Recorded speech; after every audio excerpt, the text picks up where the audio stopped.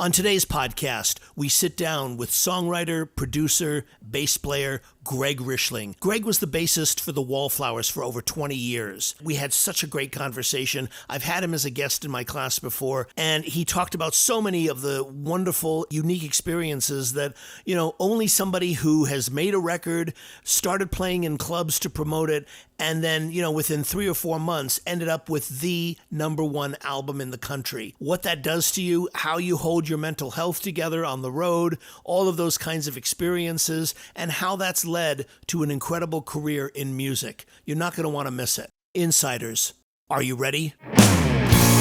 Welcome to MUBUTV's Insider Podcast, where our mission is to educate, empower, and engage artists and music business professionals who are dedicated to having a successful career in the new music industry.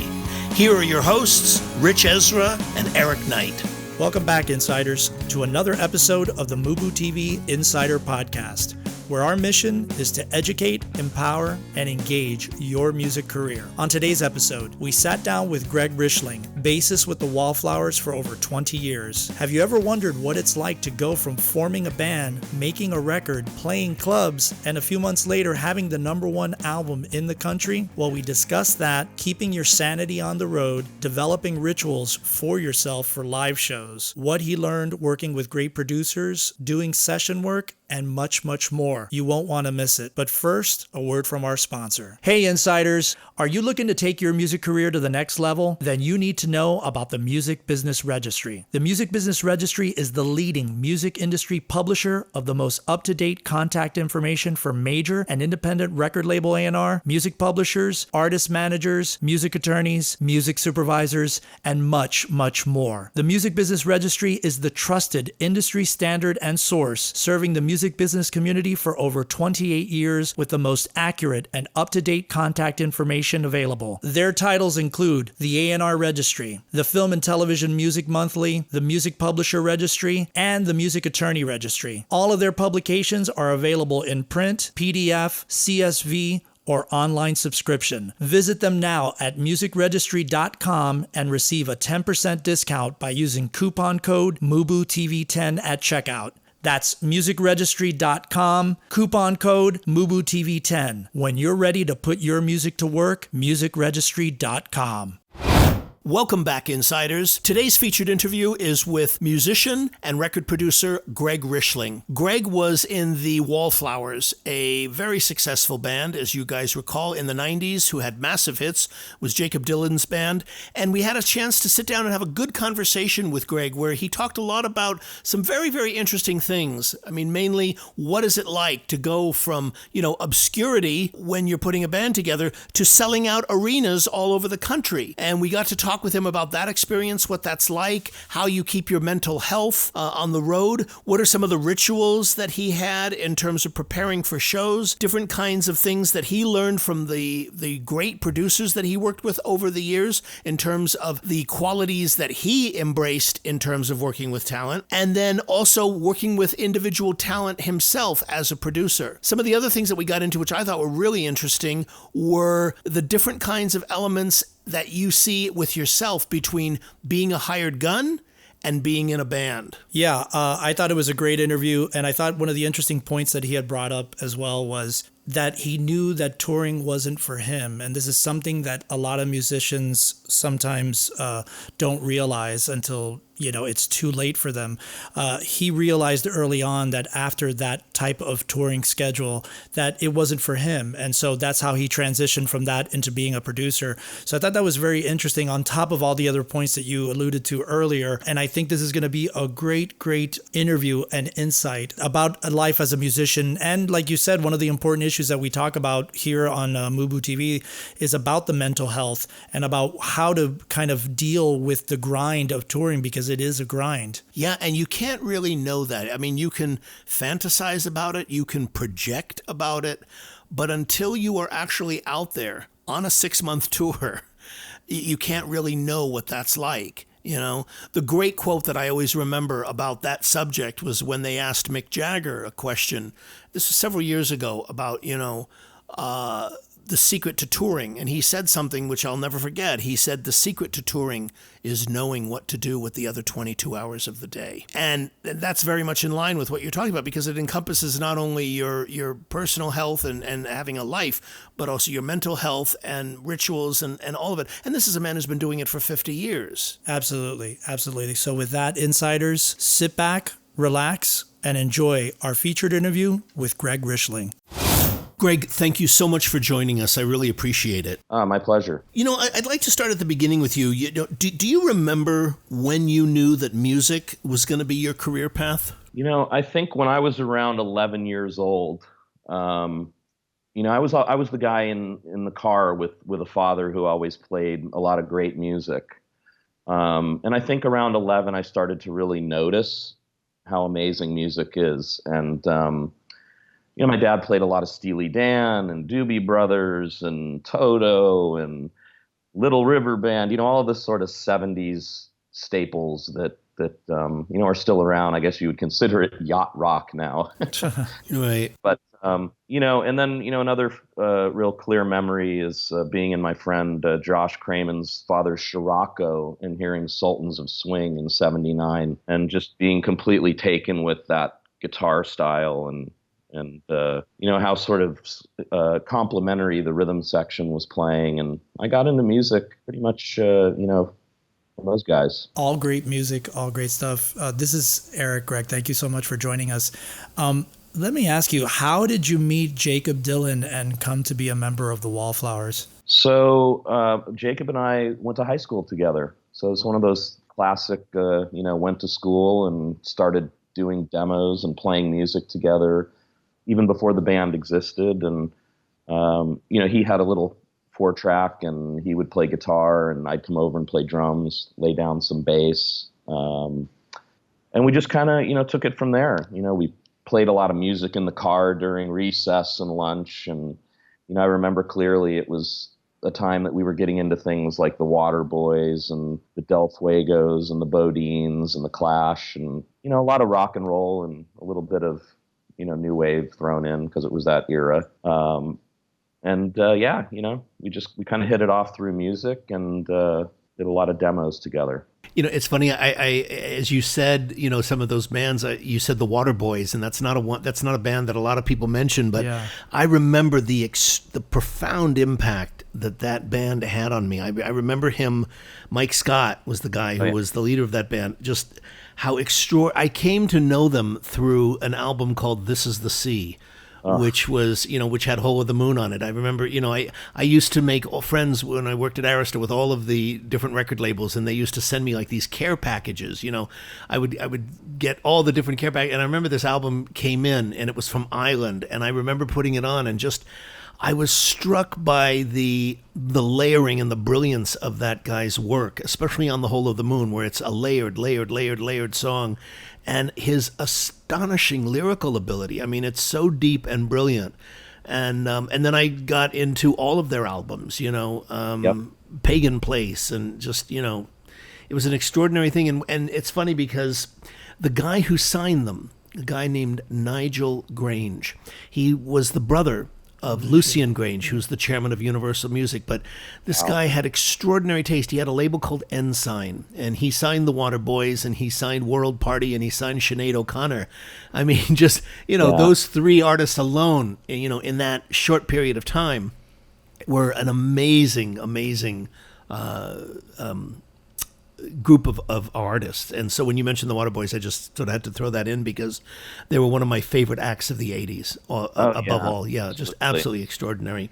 Yeah. I wanted to ask you, at the time that, when you were with Jakob and you guys, were starting to make the first record, I must imagine that, you must have been aware of the extreme spotlight that Jakob had on him at the time, being that now he's stepping into the same arena as his father, who was viewed as, one of the greatest songwriters of the 20th century. And I remember in an interview in Rolling Stone where you said, all of the pressure that Jakob feels comes from himself. He knows what being great is.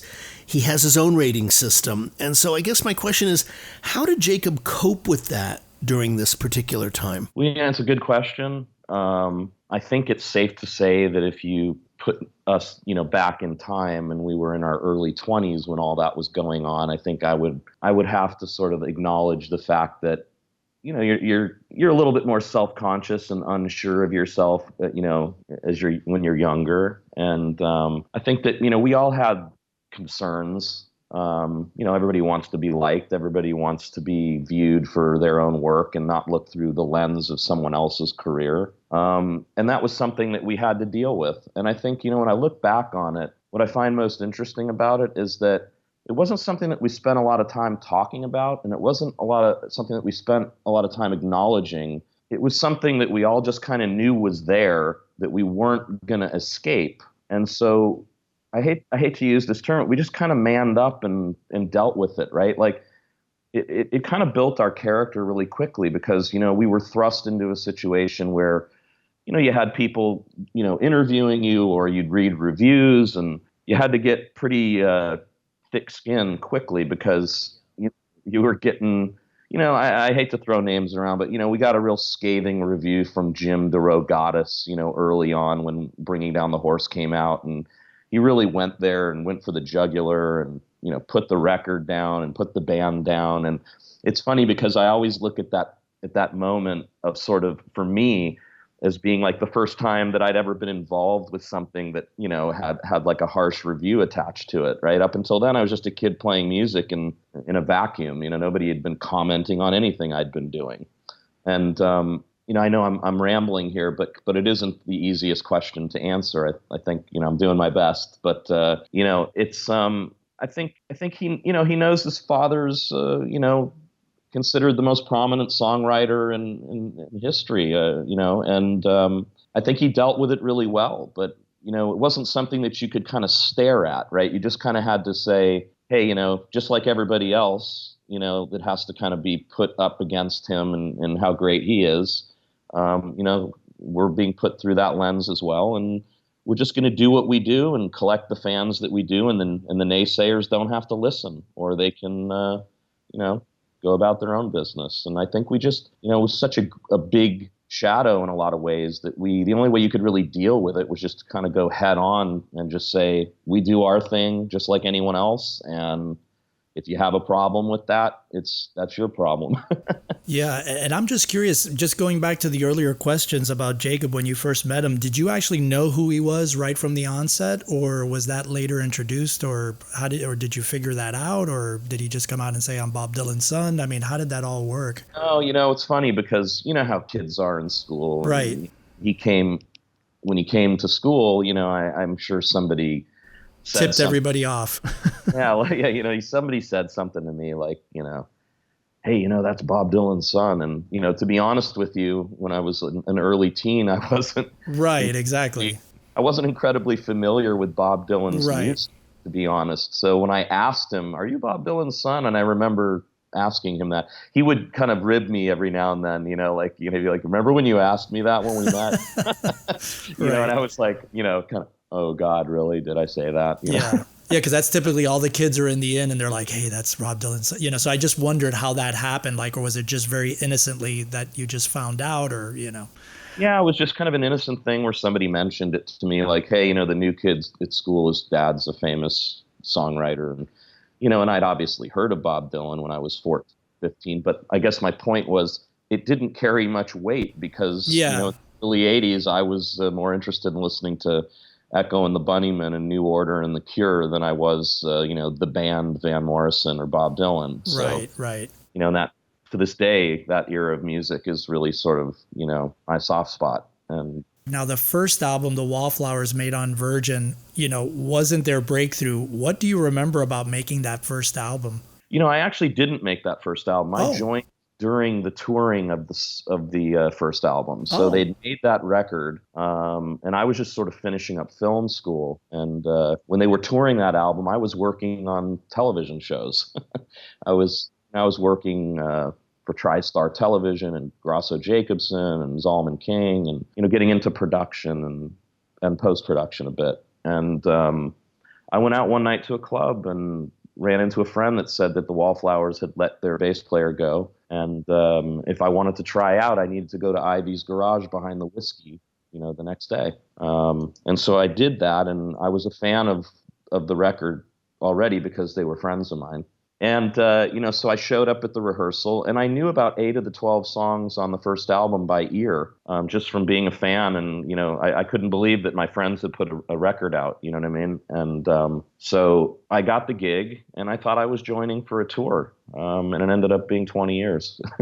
Well, let me ask you then. I mean, that particular time, was it a difficult time at that time? I mean, you guys got dropped by Virgin, and I'm curious, you ended up getting a deal with Interscope. Was it difficult during that period trying to go from one label to another? I mean, was there a perception or a difficult time among the band or worry that, would this happen or wouldn't it happen? Or what was the consciousness then? Yeah, it was a difficult time. It was a stressful time for a lot of sort of reasons that, were kind of converging.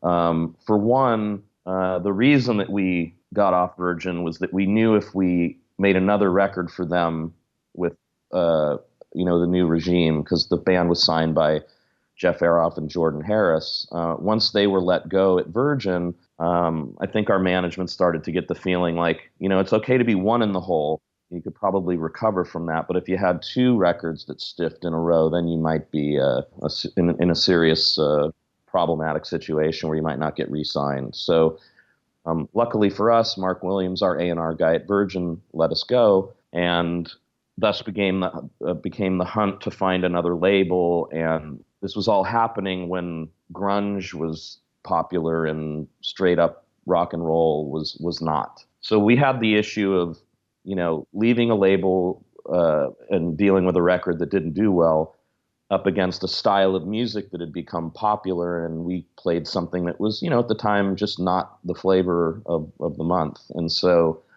I remember ping-ponging between acoustic shows at the Mint and electric shows at the Viper Room and trying to get label guys, A&R guys down to see the show. And we had a real tough time for about a year where we really just felt like, wow.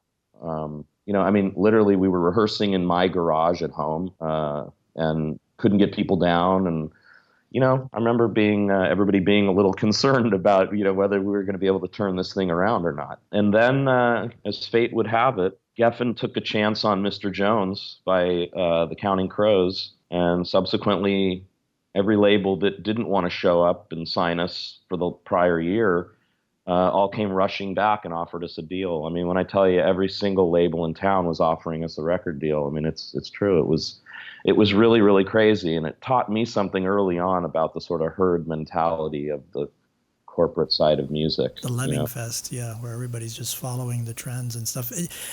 And how did you know to go with Interscope out of all the labels? What was the deciding factor with Interscope? Yeah, so the deciding factor with them was that, we looked at the landscape, and for instance, when Geffen offered us a contract, we looked at the roster, and it was like, they've got Peter Gabriel, Guns N' Roses, Beck, Robbie Robertson. We kind of felt like a lot of the labels had a ton of rock and singer-songwriter acts, and Interscope was this new label at the time that, had No Doubt and, interesting bands like Possum Dixon and Marilyn Manson and Nine Inch Nails, and they didn't have a rock act, They didn't have a rock act at the time, and we just felt that, Jimmy Iovine, coming from the rock background that he has, producing Damn the Torpedoes and Darkness on the Edge of Town for Bruce and Dire Straits making movies and all of that stuff, and we just kind of felt like they don't have another rock act that we'd compete with for attention, and getting a push.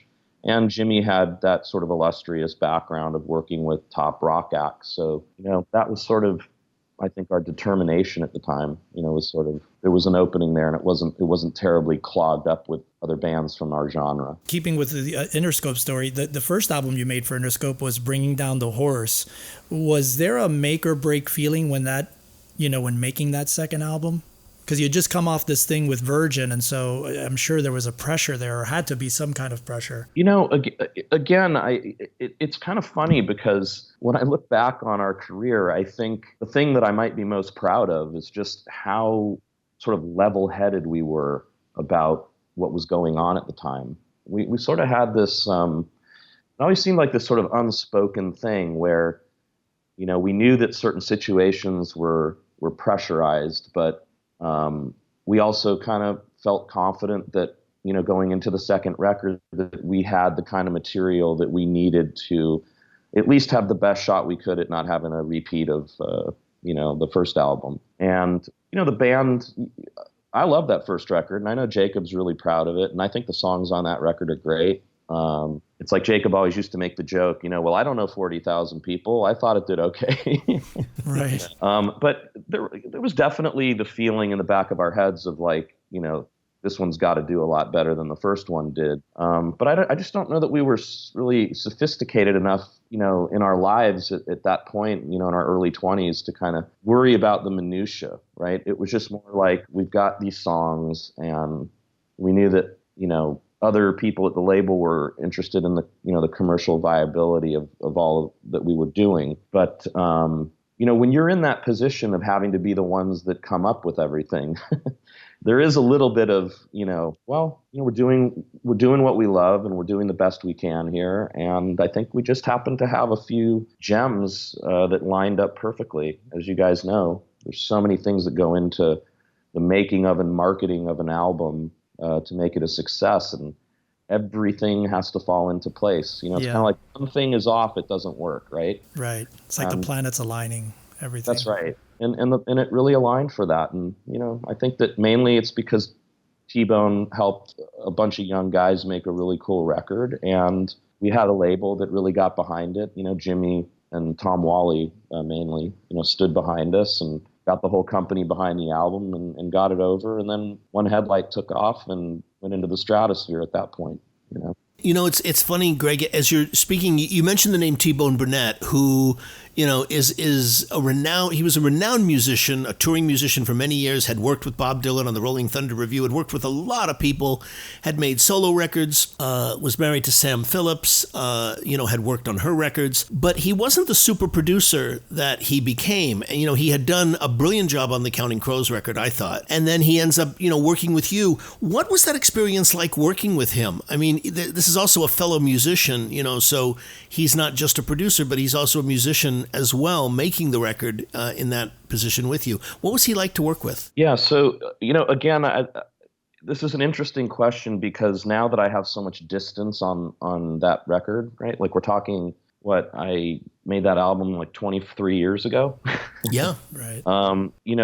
Age is an interesting thing because once again, kind of what we were talking about offline with Rick Rubin. Yeah. It's really easy to kind of get sucked into perception, this producer is not around that much, or he's phoning it in, or, we really made this record or whatever. But what I realized in hindsight is that what people don't know is that we were sort of a band falling apart as we were getting a record deal with Interscope. So what I mean by that is our drummer left to go play with his girlfriend, Natalie Merchant, and our guitar player had left right at the beginning of recording with T-Bone. And so he had to, I had to bring in Matt Chamberlain to play drums, and T-Bone had a slew of guitar players that he felt could do a good job. John Bryan and Fred Tackett from Little Feat played on most of it. And, we got in the studio, and T-Bone had a little bit of a sort of in and out approach, right? He kind of disappeared when he knew that the band needed to kind of work together to kind of figure out how to play together, a bunch of people that hadn't worked together before. And then when things were getting to a place where the song was coming together and it felt like time to record, he snapped right into producer mode and was very attentive and really paying attention to the take and how the song was moving and, the rhythm and just, the foundation, making sure that we got great takes. So I think I might have been like a little harsh on my perception of him at the time because I kind of felt like, where is he at moments? When I look back on it, I think because he was a band guy and grew up playing music, I think he understood that he needed to step back and let us kind of learn to play together as really a new unit, right? Of three guys that had played together coming into tracking situations with two other people that they'd never played with before. So it really was, he was the one that was always had it together and really knew the right thing to do because of his experience. And I was sort of the young guy making assumptions in my own mind that ultimately, I was wrong about. I learned. Right, like that's what you hope happens in life, right? Is that you go through something and you have a snarky opinion of it, and I kept it to myself for the most part. But later on in life, I kind of realized, Greg, you were the one that didn't get it at the time, and so that's what you hope happens in life, right? So you have a perception, and then you grow and you learn and you realize, hey, had he not done that, maybe we would have had somebody, like a producer just hammering us the entire recording process, and we would have been so nervous that we wouldn't have been able to figure out how to play together in a relaxed setting. So in hindsight, I think he's actually, an amazingly confident and smart producer. With Bringing Down the Horse, you guys had, a couple of massive hit singles with 6th Avenue Heartache, One Headlight. Did you feel that there was something special about the album when you finished making it? I mean, was there like a real sense like, this is very special, this is going to do well? Did you guys intuitively think that? When we finished the demo of One Headlight, I remember looking over at Jacob and our guitarist Toby at the time and saying, this is the song that's going to do it for the band. I was so confident in the 4 tracks that we had laid down, right? It was a Dr. Beat drum machine that I programmed playing 4 on the floor with no crash cymbal hits, just like the album ended up. A bass track, and then Jacob singing and playing an acoustic. That was the demo, and it's extraordinary how similar the demo is to the actual final song, even with all the bells and whistles. So I kind of, going into the album, knew that we were holding the track that I'd really hoped we had. And I'd say that, when we started to get into the mix phase with Tom Lord Alge, I really started to realize how this thing was coming to life. Because I just think, when you get a guy like Tom putting all the pieces together and it starts to get that mix sheen to it, and it sounds really, really great.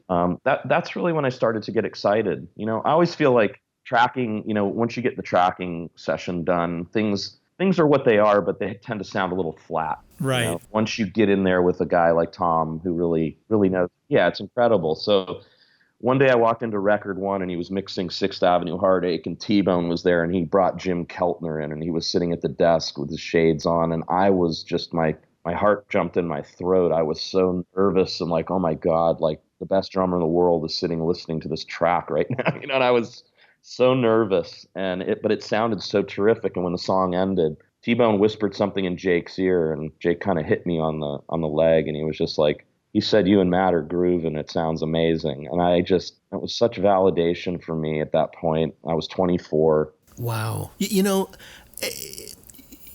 said something earlier about, distance and perception, and how looking back, now on a project you did 23 years ago, one of the things I wanted to ask you about was more on a personal level, Greg, which was, what was the experience like for you as a working musician in a band to go from being an unknown band to being the number 1 act in the country? I mean, what was that like, just emotionally? Because that was like a specific journey that the band went on. Yeah, no, absolutely. Again, that's a good question.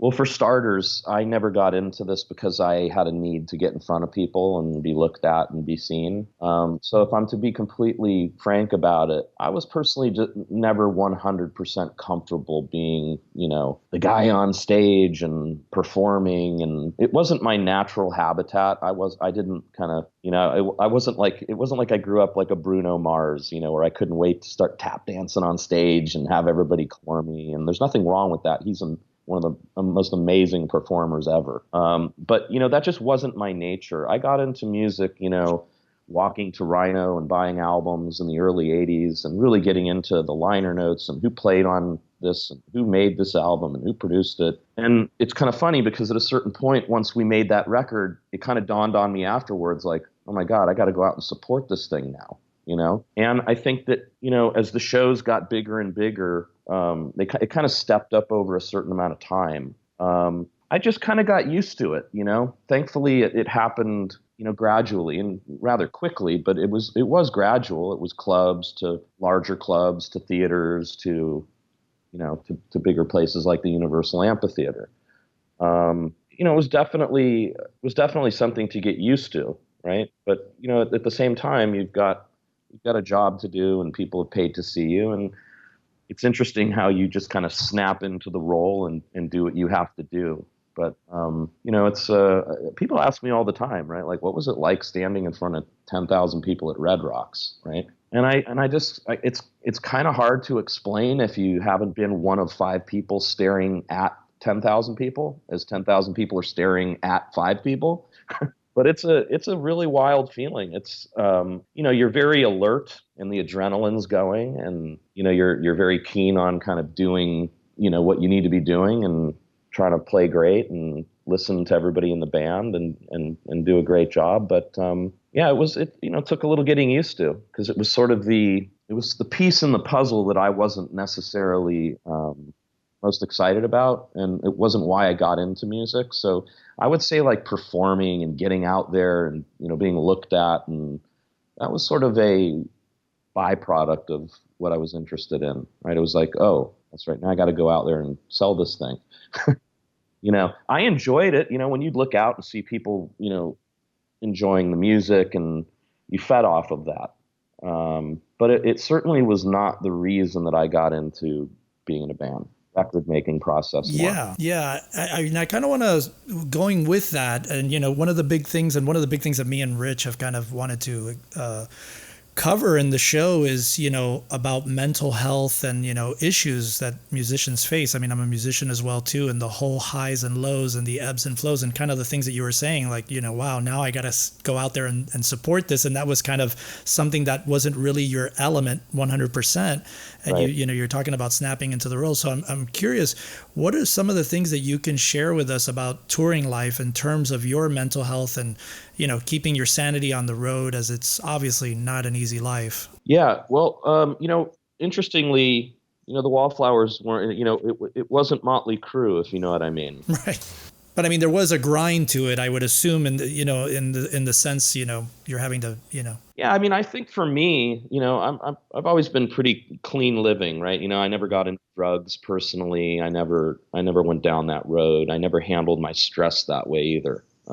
I think the touring life is what you said is it's well said, right? It is a grind. You're kind of you're in a capsule traveling around on a 45-foot bus, or in some cases vans, and you're with a group of people for long stretches of time, and you're never really in one city for more than a handful of hours, and then you move on to the next one. And when you start getting into 30, 40, 50, 60, 70, 80, 90 days of that, yeah, you start to kind of enter a realm where you're looking around and noticing that, like, your life is very different from everybody else, right? Like, most people are getting up, going to work, and coming home, and you're kind of on this constant, traveling circus. And, for me, I knew that I needed to strike a balance where, we'd get to the hotel, I'd rest during the day, maybe I'd watch a game, I would venture out into the city, that I was in, and try and take in a little bit of the local flavor, maybe go to the record stores or the bookstores and the museums, and go to a restaurant, and then, go back to the hotel for a bit, show up to sound check, play the show, and get on the bus. I tried to kind of have as much of a fulfilling, normal life as I could, given that I wasn't necessarily able to do everything that I maybe wanted to do on a daily basis. I always used to say, I didn't love that you had to kind of dedicate your whole life to being on the road, right? When you were on the road. I always wished that I could, do what I wanted to do, be at home, and then, just shuttle to the gig, play the show, and then come back. And that, that's what a lot of people at the highest level do. We were never in a place to be able to do that. But, I made the best of it, and, kept my nose clean, and I kind of dealt with it that way.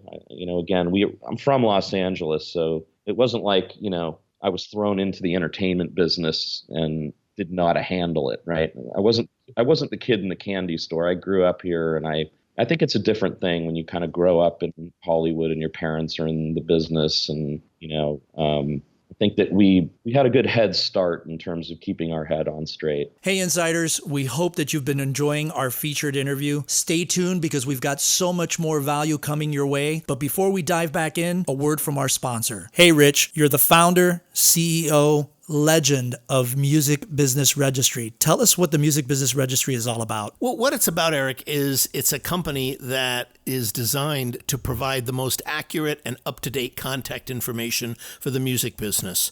So if someone is looking to reach the A&R community, if someone is looking to reach music publishers, if someone needs to reach artist managers, if someone needs to reach music attorneys, if someone's looking to place their music into film and television and needs to reach all the music supervisors, that's the contact information that we provide. We've been doing it for 28 years. We're sort of the industry standard, if you will, for the music business, and have been serving them since 1992. So that's what we do. Amazing. So if I wanted to find out, let's say A&R people from Warner Brothers, let's say, I can just go in there and find that in the A&R registry? Absolutely. You'll find all of the Warner Brothers in there. You'll find the Warner Brothers in LA, Warner Brothers in New York, Warner Brothers in Nashville, Warner Brothers in London, Warner Brothers, probably in Australia as well. So those are the main territories that we cover. Amazing. And we're offering all of our insiders right now that are listening, if you visit musicregistry.com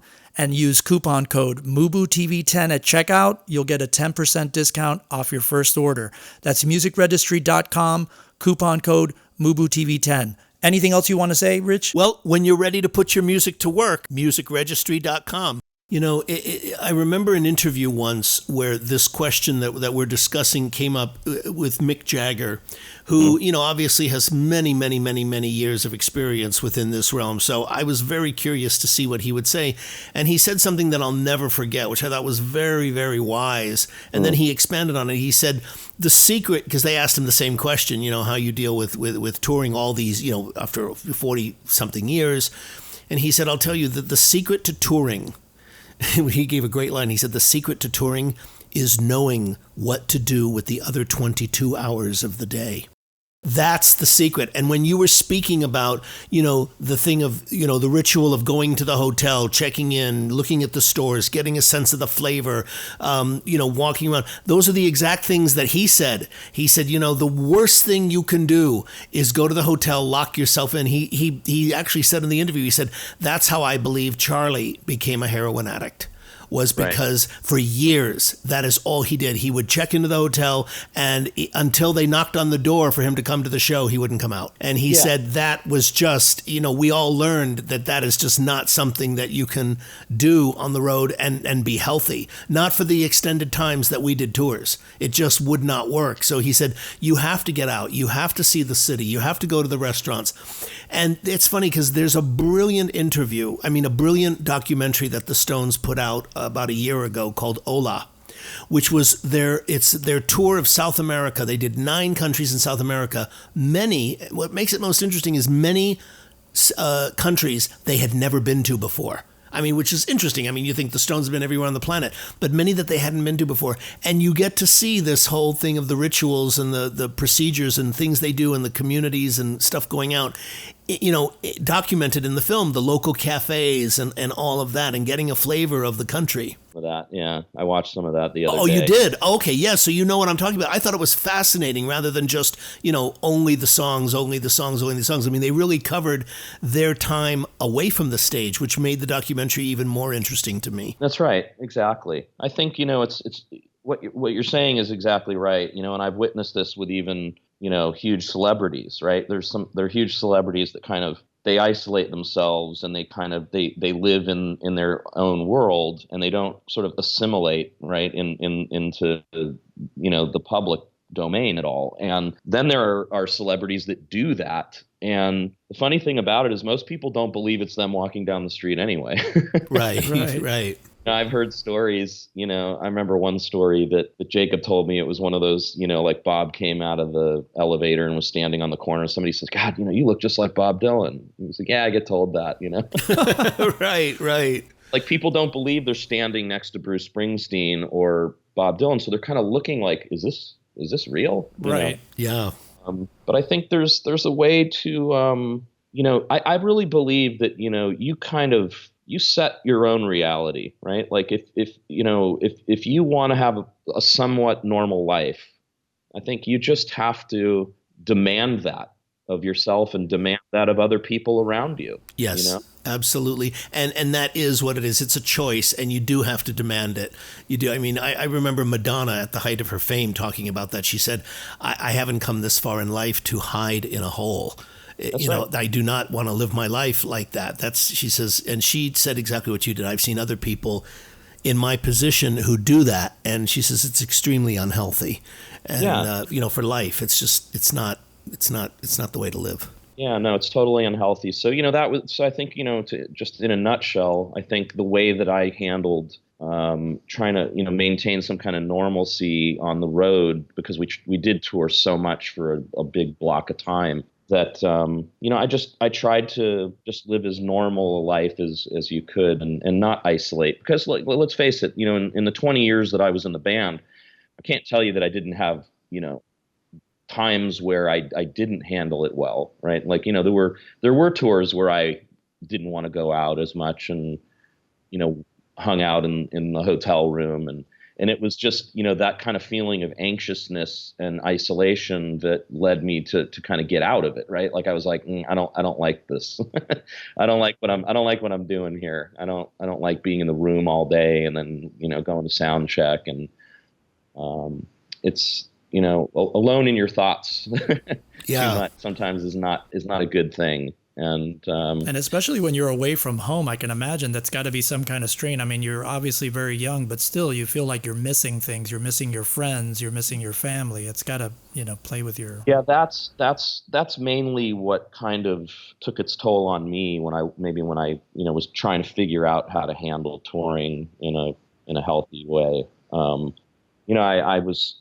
Because I like being, stationary, like in one town, and I like being in Los Angeles and doing stuff, and that was, where my head was going, right? It was, oh man, I miss my family. Oh my God, I haven't seen my friends in forever, and oh God, I want to go here or there. I want to, get to the studio, and I just couldn't do any of the things that I really wanted to be doing, and that's not a complaint. I was thrilled that we had finally gotten to a place where the band was successful, but it doesn't mean that you want to live your life on the road. And I never wanted to. I knew that I was going to have a day where I didn't do that anymore. I wasn't one of these guys that felt like maybe I'm going to be a lifer.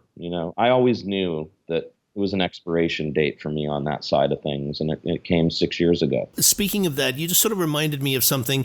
When you were on the road and you were doing shows, were there any pre-show rituals or activities that you did as a band while touring? We weren't really big on that kind of stuff. Okay. All right.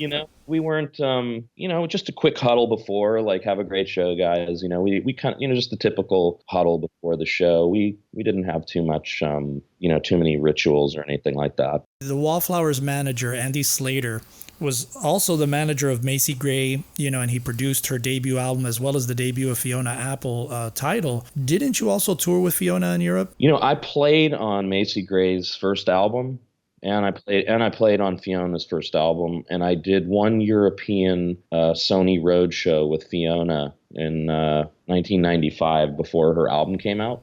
Right. Sort of like upfronts for the press in Europe, right? Mm-hmm. Sort of like Sony's tour where they would, all the records that they had coming out, they would sort of showcase the artists, the acts. Artists by doing these tours where all these disparate bands would get on a tour bus together, and everybody would kind of go to a venue, and all the press would show up from Europe, and everybody would play like 3 songs. Oh, okay. I did that tour with Fiona, and it was a ball because on one bus it was us, the Fugees, Sponge, Imperial Drag, Maxwell. Wow. Yeah, it was a real kind of wild group of people, and it was really fun because no one had come out yet, right? So I was getting to spend time with the Fugees before they made it, and Maxwell, my God, all these great artists. Maxwell, who was real, great kind of soul vibe and just a sweet guy, you know what I mean? It was a really fun experience. It was very different. But that's what I did with Fiona, and then Macy, I played bass on half her first album, and because Andy had his sort of group of people that he liked to have come in to record, and I was a part of that team, and Yeah. And what was that like in this case? In that situation with Fiona on that tour, even though it was like an upfront thing, you were a hired gun versus being in a band itself. How did that feel like? I mean, I got to imagine there's a lot less pressure on you. I mean, how is that experience? That was like a window of time in my life where I kind of fell into being a little bit of like a studio musician at the time. Like I had about 4 or 5 years where I was playing on a lot of people's albums, everybody from Japanese superstars like Kiyosuke Himuro to Michael Penn to Joe Henry to Macy and Fiona. And, what's funny is I never really wanted to be a session guy, and I think that's why I didn't continue it. But I had I had that little period of time there where I was doing that, and what was fun for me was I was getting to play with in the case of Fiona's band, was getting to play in a band with Matt Chamberlain and John Bryan and Dave Palmer, the keyboardist. And it was fun for me, I guess it was a little bit of less pressure because, I had finished the Wallflowers album and I was waiting for that to come out. And in that time, I went to go do this work with Fiona while I was sort of waiting for our record to come out. And I think because I knew I was a band guy, I always tended to look at the other stuff as just like a fun diversion. Obviously, I took it seriously because these artists, they care about their music just as much as my band did, So I always took it seriously, but I knew there was an expiration date on my time with these people, so I made the most of it, and I had a lot of fun. I did a lot of touring with Joe Henry too. I would go up to San Francisco. We played the Noe Valley Ministry opening for Peter Case from the Plimsolls, and I did South by Southwest with him. I would always kind of jump off and do these little things in between the band, not working. When we met originally, Greg, you told this great story when you were out on the road about meeting Springsteen and him coming to, I think, the hotel to pick you guys up, and you spent the day with him. Can you tell that story? Yeah. Well, it must have been somewhere around when the, One Headlight was, doing well, and I want to say like 97 maybe. Yeah. And, we were just traveling on the bus on one of our long, probably 2.5, 3 month tours, and Jacob notified us that Springsteen's people had called and said that when we got to Jersey, he wanted to come pick the band up and have us over for lunch and want to sit in with us and jam in the encore of our show at Tradewinds somewhere in New Jersey. And of course we were all like super excited, right? Who wouldn't be, and so, I was sort of counting down the days until, the boss was going to roll up and pick us all up in his, what ended up being a big dually pickup, the sort of, big pickup trucks that tow horses and have like, a back seat to it. Right. And so, we all met in the lobby, in the afternoon one day, and we're sitting there looking out the window, and this truck rolls up, and this guy with like a Stetson on, and I said, I think he's here.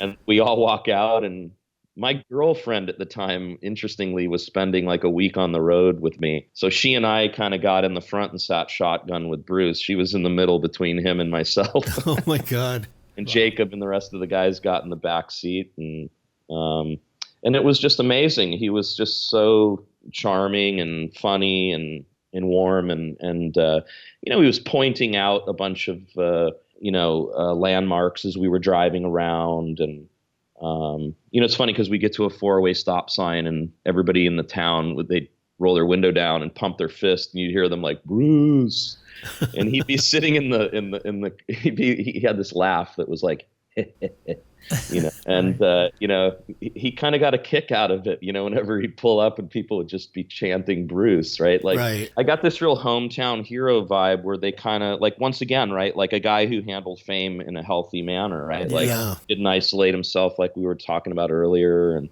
massive worldwide fame. Yeah. But still like driving around and all the town folk just like, Bruce, what's up, man? And hey, how you doing? Right. And, again, just like a really cool guy. We drove up, went to his house, and you can imagine we walk in the house, and there's somebody cooking in the kitchen, sort of a nice feast made. And he's like, hey, let's eat. We all grabbed our plates and we went into the dining room. We're sitting there and we're starting to talk about touring. I remember talking to him. He asked me, so how long can you be away before you start getting a little stir crazy, And I said, I think I got about 3 weeks, and then I start feeling like I got to stop. And he's like, yeah, that's kind of the mark that I hit, where I kind of start feeling like it's getting a little too much, And just as we were having this conversation, Sting walks in the room with his wife and sits at the other side of the table. Oh my God, that must have been a shocker, a surprise. I was just like, wow. Okay. So, interesting, but he was staying because he and Bruce had become good friends when they did the Amnesty International shows together. Right. They toured the world together. Yeah. So they became really good friends. And so Sting was in town doing like 5 nights at the Paramount. So instead of staying at a hotel, he was staying in the guest house at Bruce's place. Wow. Very nice. He just didn't know that until he walked in the room. It was a little bit of a shock. Did you get to have a conversation with him? Yeah, we did. I can't remember exactly what we talked about, but I do remember his wife kind of joking around and ribbing him about his, I don't know. I don't want to say arrogance, but his that manner. Right. He kind of was kidding around. They had a really great rapport, and again, like found them to be just as fun and sort of soft as Bruce and that whole side. So it was an amazing day. He gave us a whole tour of his place, and then it came time to go to the venue, and we piled in the car and he drove us to the gig. Wow. That would have been an incredible carpool karaoke episode. It would have, yeah. And we got out and we rehearsed, and then we did this amazing encore with him. John Bon Jovi was there. The crazy thing, I hate to say this because it's like I'm embarrassed by it, but Sting came to the gig, but for some reason, like we never had him up. So it was, wow. It's really weird. I think if I remember correctly, it was like, I think Levon came down. I think it might have been something like Springsteen, Levon, and John Bon Jovi. I don't remember if Levon was there. It's blurry at this point because he came to so many other gigs and sat in with us. But it was just one of those great nights where the crowd knew he was coming. So it sounded like everybody was booing us the whole show, but they were really saying Bruce. Right.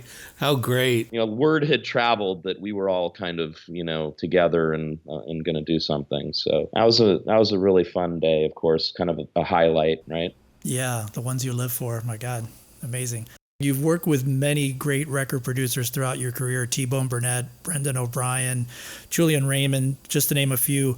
What are the specific qualities you feel that make a great producer? Well, I think, when I started producing records around 2000, I was always kind of interested in that side of things. And what I always tried to do is just obviously learn from these great people that I had a chance to work with, all the people you mentioned. And then, I worked with Steve Churchyard and worked with, who else?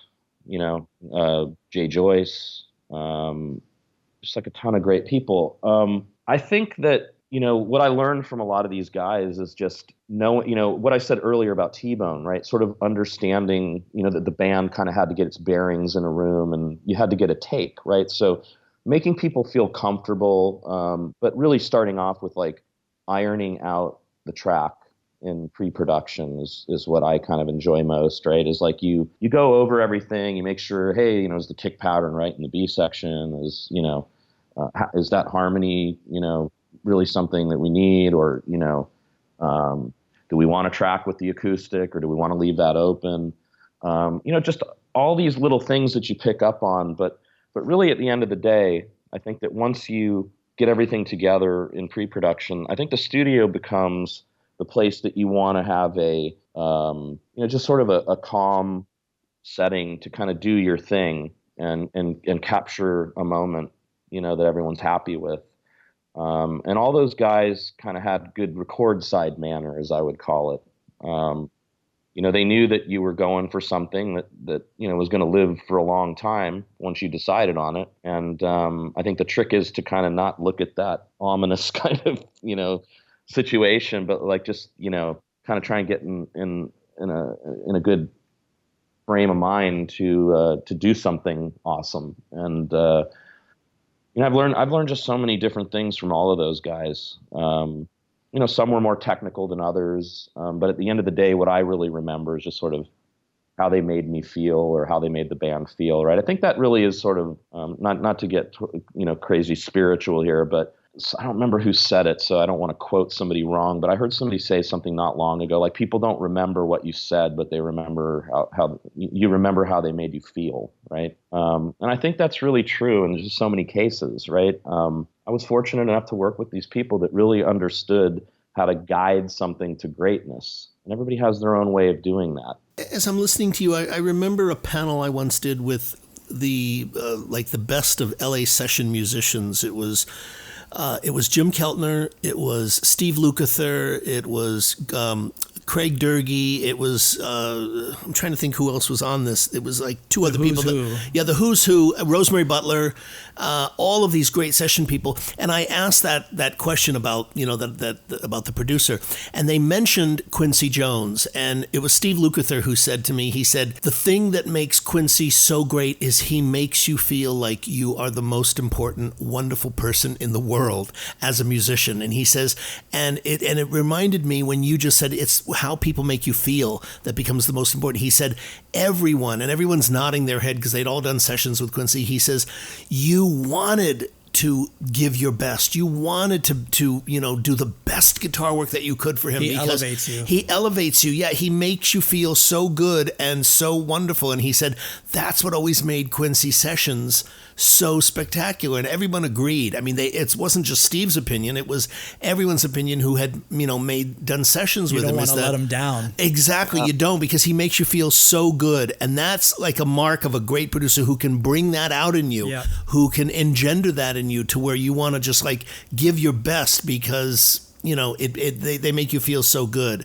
I'm so glad you mentioned that, because it's such an important quality that often isn't spoken of enough. And as you know, there's so many different kinds of producers. There are the harsh taskmasters, and then there's the Quincy Joneses and the T-Bone Burnett's and the Rick Rubins. That's right. It's funny that I'm gonna mention two things here. One, I'm just gonna mention, but I can't get into it. But all those guys that you just mentioned. All the studio players that you mentioned, I'm actually working on producing the follow-up to the Wrecking Crew documentary right now. Oh, wow. Wonderful. Great. Okay. That's one of the things that I'm working on. Not to be too premature about. I'm not making like a formal announcement, but we're getting a MUBU exclusive. That is in the works, and I have the team together, and I have the same director that did the Wrecking Crew, and all those guys that you just mentioned are going to be a part of it. Great. So I'm really excited about that. But really what I wanted to get to is that you mentioned Quincy Jones. And I was at an event a handful of years ago, and I went up to him and said, hey, I went to high school with your daughter, Tina. And we started, talking. I told him I was in Wallflowers at the time. And he grabbed my hand and he put it between both of his hands. And he sat there and held my hand for 20 minutes and talked about the state of the music business and how my generation has got to play a role in turning things around. This art form's being, neglected, and we've got to do something about it. It was probably some of the most amazing, 20 minutes I've ever had in my life, right? That you'll never forget. Yeah. It's an incredible moment. But really what struck me was what you just said, which was that when he was talking to me, it didn't matter, who he was. It didn't matter all the things that he had done or all the things that he needed to go do. When he was talking to me, it was all about his conversation with me, right? It wasn't, hey, I'm important and I don't know who you are and I don't have time for this. And what I realized in that, because again, right, like you have all these profound moments, and then it's like, what do you take from them? How did you process it? And what I processed from my 20 minutes with Quincy was that you get to be, well, not many people get to be Quincy Jones, but right. You get to be successful if you are able to live in the present, in the moment at all times. The past is gone, future's not here. We have the now only. And it's an amazing lesson, because even though it sounds so trite and just, well, yeah, of course, right? But most people don't live that way. Most people are spending time, reflecting on things that they maybe wished they'd done differently, but now at this point they can't change it. So it's a little bit of a time waste. Or they're worrying about something that hasn't happened yet, that in a lot of cases, as Tom Petty said, what's the lyric? Most things I worry about never happen anyway. Right. And so when I sat with Quincy and he was completely focused on me, what we were talking about, what he was saying, it really struck me like, that's how you get to be one of these people. You get to be one of these people by being completely present in what you're doing. And he, obviously aside from being an incredible producer and musician, but it really all stems from how he operates in his life, how he treats people, where he focuses attention. And it was an interesting lesson for me. And I've tried to stick to that as much as possible. It's hard, but I try. Yeah. And keeping with that, with the producer thing, as a producer, beyond loving the music, are there specific qualities that you look for in the artist that you choose to produce? Yeah, well, I think something that I realized early on, which I was a little bit spoiled in that a lot of the songwriters that I had kind of come into contact with were really extraordinary, right? Like there wasn't a marginal writer there. It was, Macy's lyrics and songs were incredible. Fiona was doing work well beyond her years. Jacob was a great songwriter.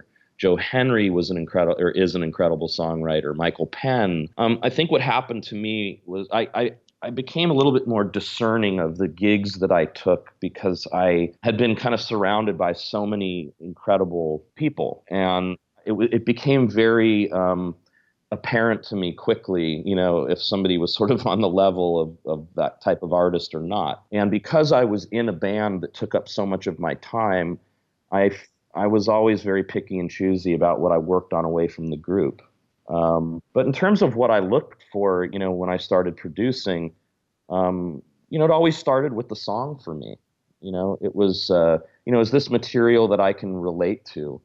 Do I think I can, lend a hand in a manner that's going to help move this thing in the direction that the band is wanting it to go? So a lot of it came, I would always get together with the group, maybe go out to dinner or, meet at a rehearsal hall. And I really, much the same way that I do now with what I'm doing with, working more in TV and film on the music side, I really try and get a clear perspective on what people are trying to achieve. What kind of sound are you going for? What references might you give me that I can formulate an opinion on how to, drive these songs in a certain way when we're putting them together. But really it all kind of comes down to the song for me. I really like to be able to relate to what the singer is saying and what the lyrics are. And I just think that's the realm that I come from, is that kind of songwriter side of things. So that's always been what I look for in an artist. And then obviously,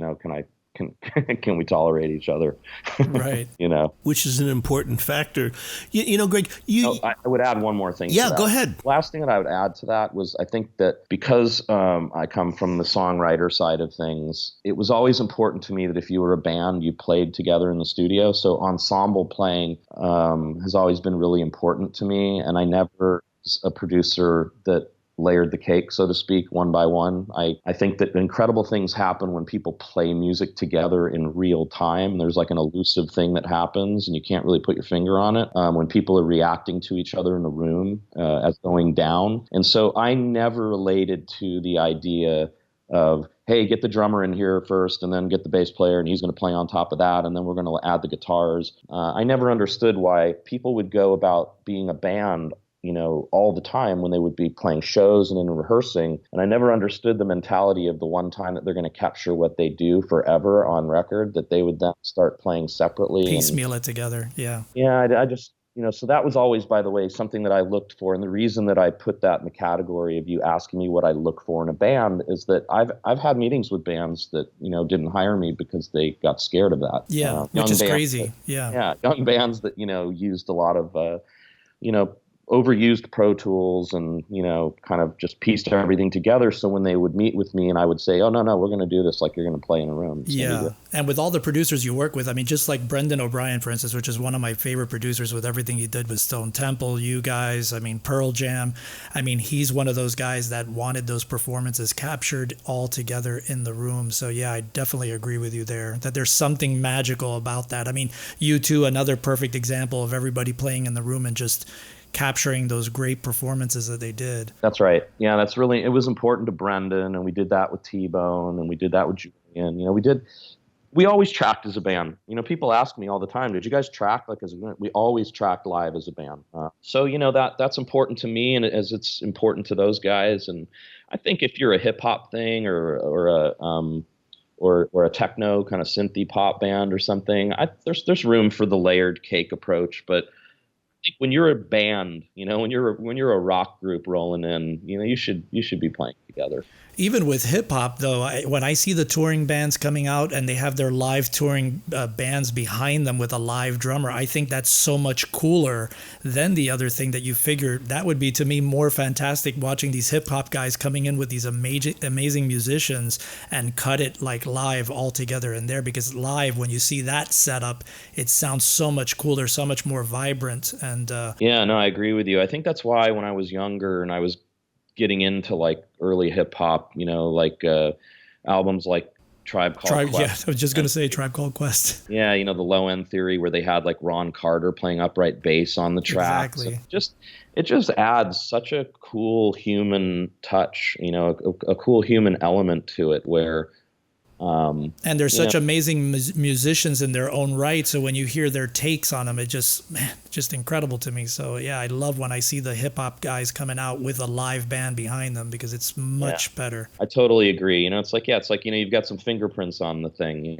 I want to ask you about your statement that you made before about marrying your two passions, because it brings us up to date with what you're doing today. You're marrying your passion for film with music.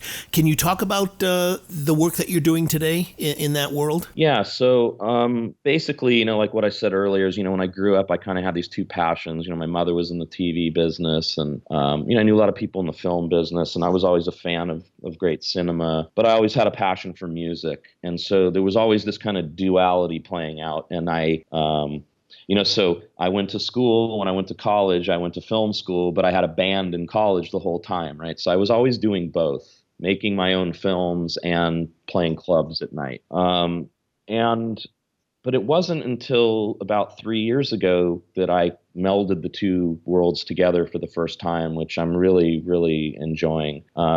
Basically, what I'm doing now is I'm an executive music producer for film and TV. So what essentially I'm doing is I'm sort of the liaison between the director's musical wishes and what the composer is actually doing. So I kind of become a bit of the producer again, where, the composer's sending me cues and we're revising and going over things, so that the director can kind of deal with the picture and doesn't have to spend full time on the music, right? Like I get, much like I said earlier about going in and rehearsing with bands and finding out what they're trying to achieve. I have that same kind of conversation early on with a director, and I get as clear a vision from them as I can in terms of what they're looking for on the score and the music piece. And then I basically go about putting the entire music side together. I hire composers, music supervisors, mixers, and then I manage the entire process all the way through to the end where, we're in mix. So I'm working on 4 features right now in that capacity at the same time, and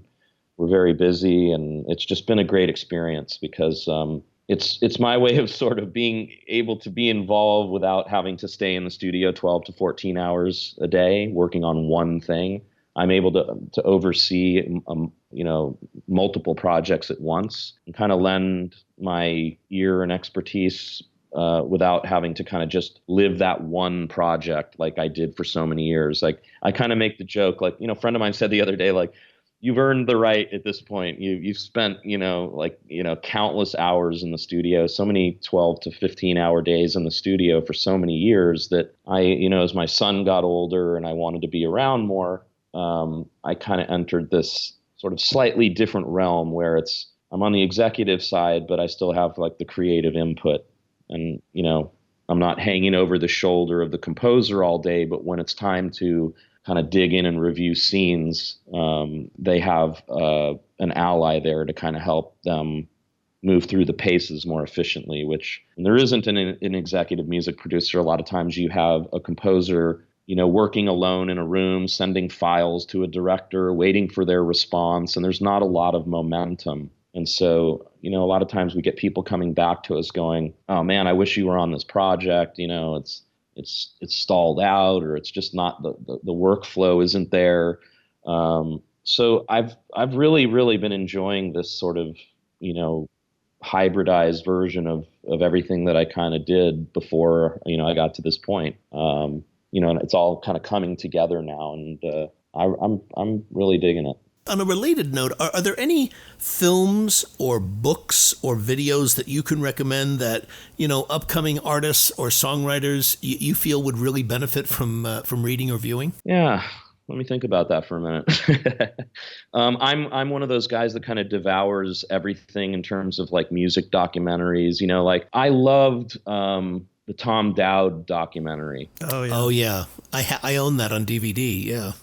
Is it something like Music is Language, or I can't? Yes, yeah, Language of Music, or Music is Language. Yeah, it's a great documentary on a brilliant producer and engineer. Yeah.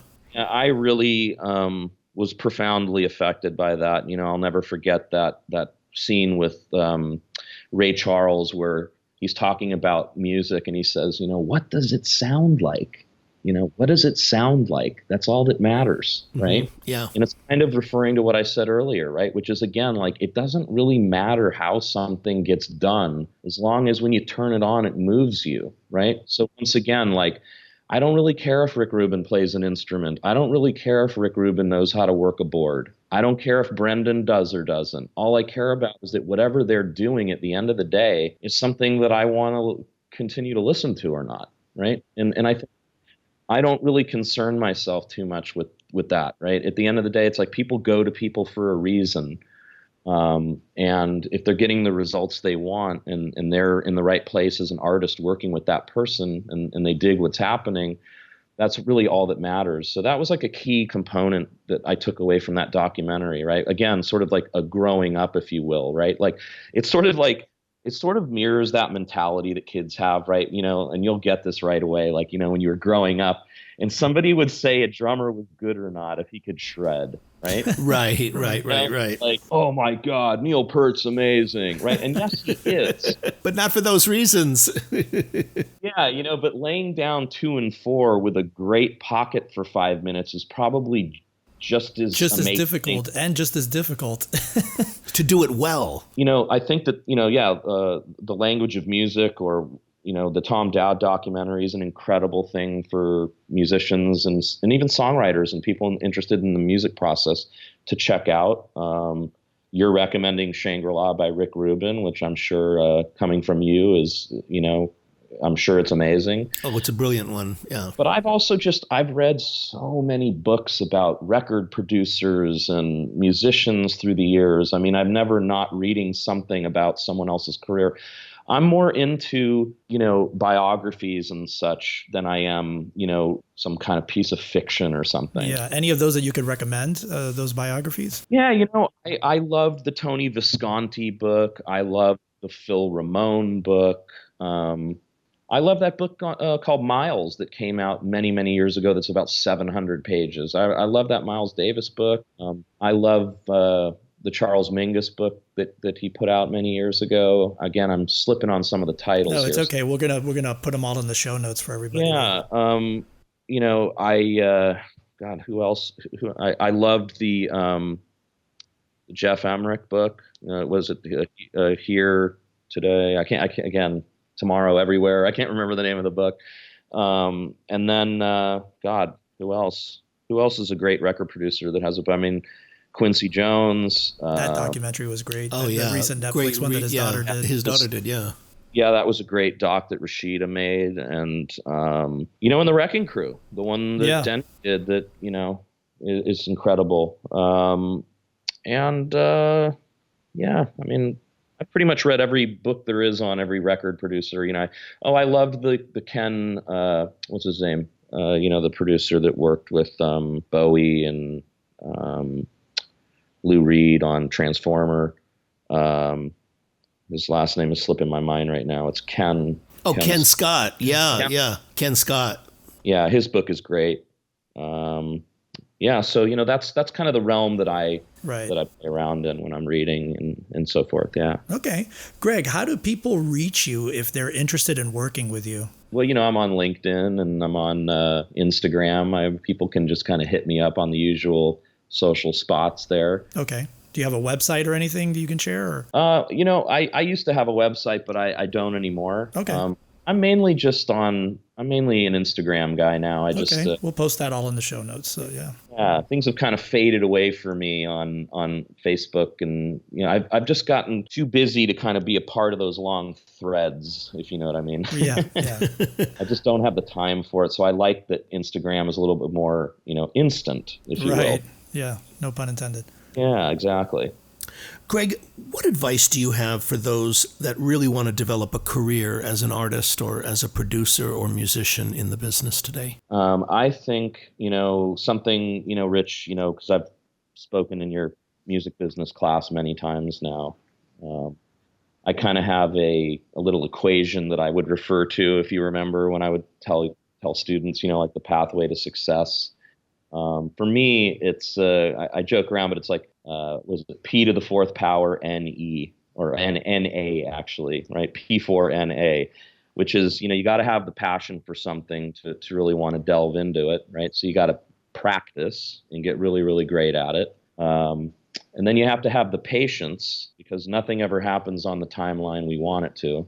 So in the face of that, we got to persevere and keep going. I'd say perseverance is probably number one for me. And then you got to network, and then you got to have a great attitude, right? You got to get out and meet people, and you got to have the attitude of somebody that people want to be around. But I think perseverance, I'm learning, and patience are paramount to getting where you want to go and never giving up, because sometimes it's really, really hard pathway to get where you want to go and to succeed. And you sometimes you just have to keep walking that pathway and just never give up. And I've noticed that the more I keep going and have an end goal, right? I have my goal in sight, and I know where I'm walking, right? And if I just keep going and keep trying to tackle the daily tasks to get where I want to go, I will, right? Because giving up, then what's you're not going to get there. So I really think that not being discouraged is something that I would say young people today should really kind of keep at the forefront of their mind when they're going after their dreams. Greg, thank you so much for joining us. I really, really appreciate it. Thank you. It's always a pleasure to talk to you and great to meet you as well. Yeah, thanks so much, Greg. Thank you. Thank you. I appreciate it, guys. Wow, that was really interesting. This is, I believe, our first musician producer interview. I don't think we've had anyone who's had this level of experience on that scale. On the other side of it. Yeah, on the other side of it. And I thought, he had some really interesting things to say about the experience of being, because it is unique.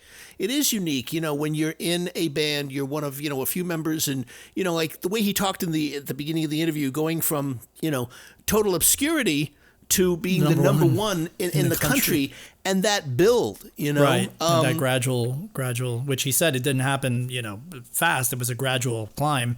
And I thought what was interesting was that, he brought it from that perspective that he didn't get into this necessarily for the attention as most, musicians would probably be doing. So I thought that was interesting, and that it was something that he had to get used to, and it took a bit of getting used to and snapping into that role. Yeah, because he said he said there's no way to describe what it's like to be one of five people on a stage staring out at 10,000 people and 10,000 people staring at five. Yeah, for 2 hours every night. Right. It's a very unique experience. Yeah. And and he said it did take some getting used to, and he wasn't the front person. So I think he referenced Bruno Mars, which I thought was really interesting in that he was born to be a talent and to be up front. And to be an entertainer and to be out front.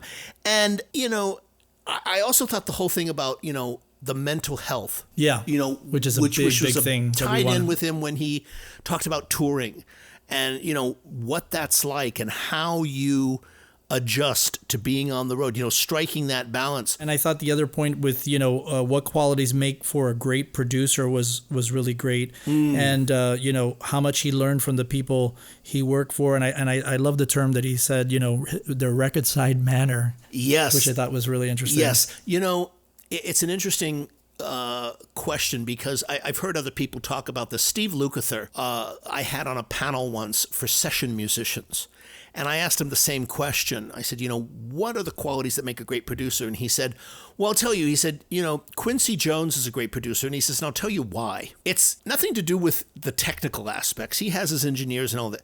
He says, what makes Quincy such a great producer, he makes you feel when you're working on those records with him, that you are the most important thing and the most important person there. He creates an atmosphere and a condition in that studio where everybody, the bass, the guitar, the drums, the singer, the backgrounds, the engineer, everybody wants to give their best. Which elevates. Absolutely. And he says, and I always wanted to give my best when I worked on a Quincy session, no matter what it was. Right. Because he created that. And he said, that's a real art. And he said, and only somebody who, like Quincy, who had come from years of being a musician, years of producing, could really innately understand that and bring that. He said, that's the great quality. And Greg talked about, that when he said record side manner. Right. That's what it reminded me of. And some people, they don't have that. Right. And some people really do. They know how to bring the best out of somebody. And making the artist feel comfortable. Yes. Prior to them going in there and hashing out everything in pre-production. So when they do go in there to get the performances, they're getting the best possible performances. And there's a real art to that. Yeah. And it's an art that has nothing to do with technical skill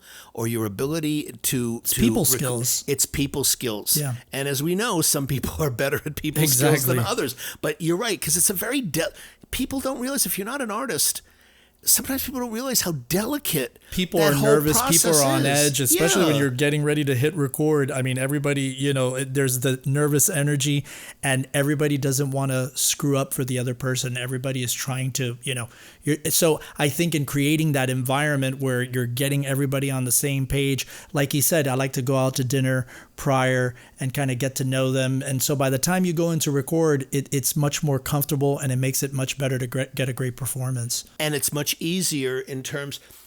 A great friend of mine who's a great record producer named Bob Margoloff, who's done all kinds of great records. He did all the Stevie Wonder records and Devo. He said one of the greatest elements of a great record producer is getting the artist to perform to the maximum of their potential. He said that is far easier said than done. He said the two qualities that comes down to are about trust and chemistry. And he said, that is something that has to be earned. Right. You don't just turn that on and have it. It's something that has to be earned. So that's I think, a very important thing. And the other thing that he said, which I thought was so interesting, is, when he talked about the kinds of acts and artists that he wanted to work with, he said he was a song person. It was all about the songs. But he said something more interesting than that, which is, he said, I choose things that I wonder, I feel, what can I bring to this? Yeah. That I thought was really interesting. Like, not just I'm going to do this and this is all about me, but what can I bring to this person's art? What can I contribute? And also becoming discerning to the projects, because he worked with such a high level of people, it gave him the ability to be more discerning, and he could hear when something was a little bit below average because he was working with top level writers and everything. So I thought that was very interesting. So, he talked about being picky and that it all starts with the song, and that if he can relate to the song was a big thing for him, getting back to that whole thing that it's based on a feeling, kind of like when we talked with Michael Alago and his feeling. He kind of knew with White Zombie there was a riff there, but that other stuff can be massaged. So, can he relate to that, music, and also having a clear perspective, and whether they brought musical references to come in, which I'm big on, when I have to kind of articulate an idea or a sound or something that I'm trying to go for, I typically pull out a musical reference that I can say, look, this is what I'm after. and then go from there. So he's looking for people who not only are great writers, but who have an understanding and a vision of what it is that they want to accomplish with the writing. Hey Insiders, thanks so much for tuning into this episode. We really appreciate it. To get show notes, links, and everything that was mentioned during this interview, head on over to our official website at MUBUTV.com/podcast/show notes. If you're enjoying the content and what we're doing here on the show, please subscribe to the podcast on Apple Podcast, Stitcher, Spotify, or wherever you listen to podcasts from. And don't forget to rate and review our show over at iTunes. 5-star reviews are always welcome and help to ensure that our podcast stands out on the top rated and new and noteworthy charts on iTunes in our space. You can also find us on social media at Facebook, Instagram, and Twitter, all ending with the handle MUBUTV, which is spelled MUBUTV. Don't forget to catch our flagship show, the MUBUTV Insider Video Series, airing every week on YouTube at youtube.com/MUBUTV. This show was produced and created by Rich Ezra and Eric Knight. This show would not be here if it weren't for our amazing team, which are the following: interview editors Sarah Nissenbaum and Alex Taylor, show notes and transcriptions by Jani Chang, Nicole Capodoglo, Lilia Owens, and Sarah Nissenbaum, theme music by Disciples of Babylon, and be sure to tune in next week for another episode of the MUBUTV Insider Podcast.